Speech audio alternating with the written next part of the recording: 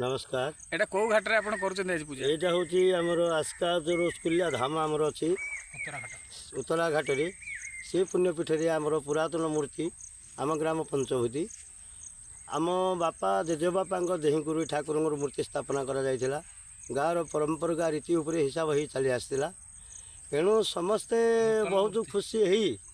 आम नूतन पिला धरी ग्रामर आजिका पिला धरी पिला मतलब नहीं आज गाँव बहुत टी उन्नति होगा जाऊँगी से जोगुरु ठाकुर आमती लगे बहुत गोटे पुरातन मंदिर तैयारी कले।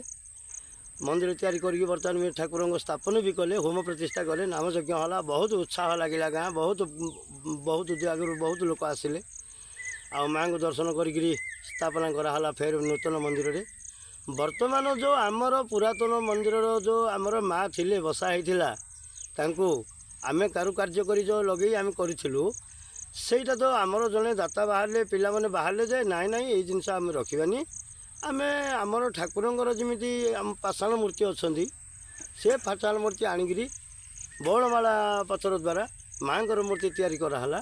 मंदिर प्रतिष्ठा बहुत समान पालन कराला।